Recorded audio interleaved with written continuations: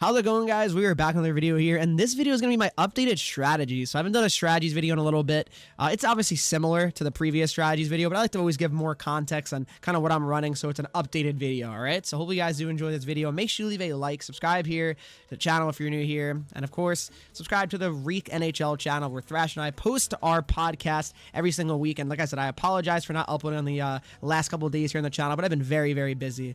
But let's hop into the video right now. All right, guys, so strategies is something that I really always like to talk about because, listen, strategies, do they matter? You know, kind of, but I don't think it's a thing where it's like every strategy works for, or certain strategies work for everyone. I don't think that's a thing. I just don't. So when you look at my strategies here, guys, you go over to the first off offensive lines here. You go to line one, and the offensive strategy that I do believe is still the best is behind the net. Okay, but I will say this right now: your play style is very important when it comes to this. So basically, I would say that if you're someone that likes to shoot a lot, do crash the net. 100% go crash the net, because I just believe crash the net is really a more impactful strategy. I do not like overload. I personally would never really use overload. I think behind the net or crash the net are probably the best ones to use in NHL 25. That's just my opinion, at least. But yeah, no, I'm a huge fan of behind the net. I've been running it for years. Honestly, this has been kind of the same thing. I don't think I've had something other than behind the net for who knows really the last time. I could not tell you, honestly. It's been a very, very long time. But yeah, no, it's good for me. And then cycle slash shoot, I put this in this section. The energy and efficiency, I put it more towards the middle here as well.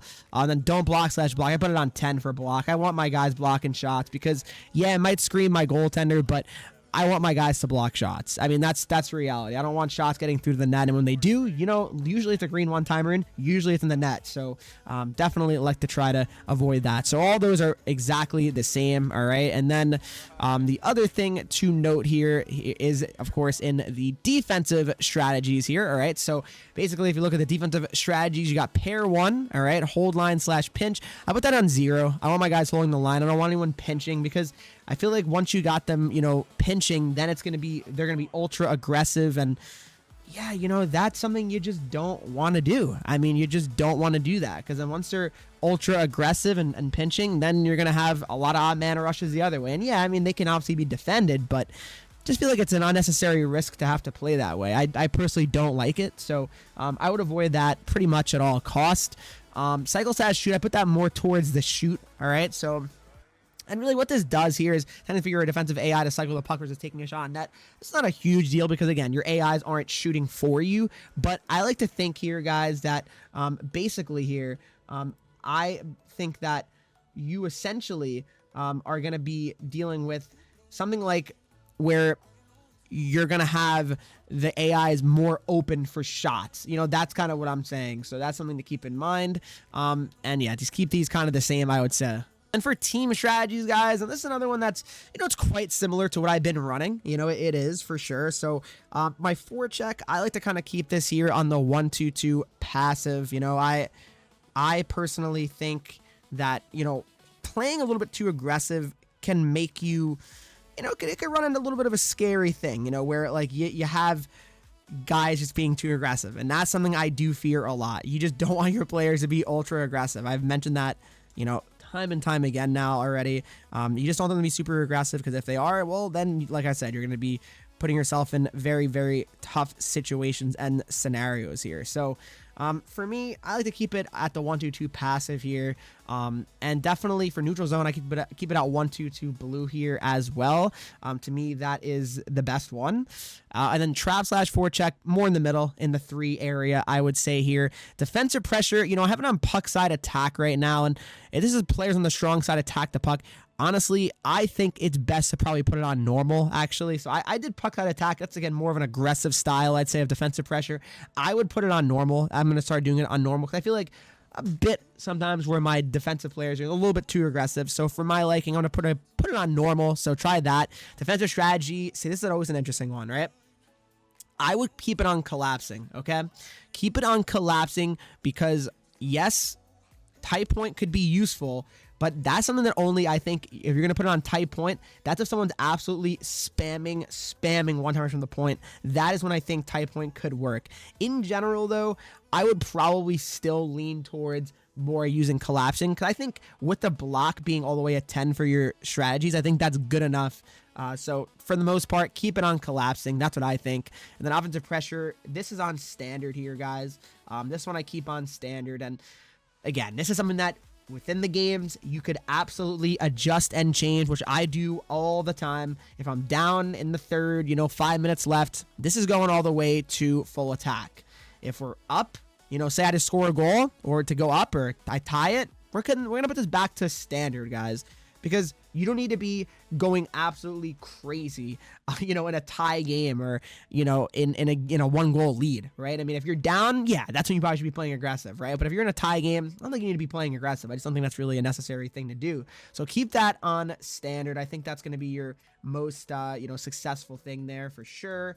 And then for control breakout, this one I keep on strong side slant here. Not a huge deal, but it's something that I've been running with for quite a while here, and it gets a job done. I have no serious issues with this. I think it's good enough here.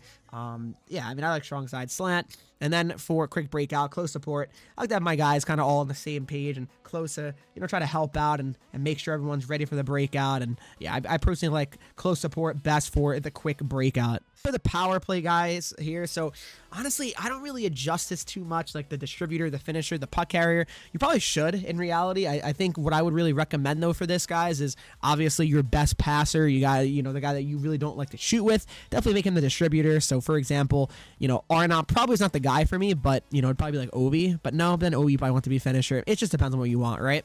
But I would probably go here for me. Ovi probably should be the finisher. Distributor probably should be McDavid. Puck carrier probably should be Makar. In the face-off formation, I do Umbrella. I think Umbrella is the best face-off formation on the power play. And then for offensive pressure, definitely keep that on standard as well. Power play carry / jump, put that on 0. Just make sure everyone's ready for a carry. And then the power play breakout, do 5 back. So everyone's just kind of all the way back and ready for the breakout situation there. And then quick breakout, same thing, close support.